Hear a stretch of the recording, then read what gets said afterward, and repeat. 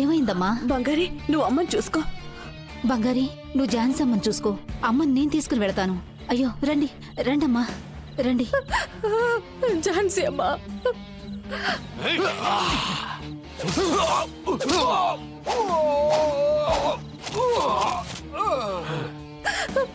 ఝాన్సీ అమ్మా.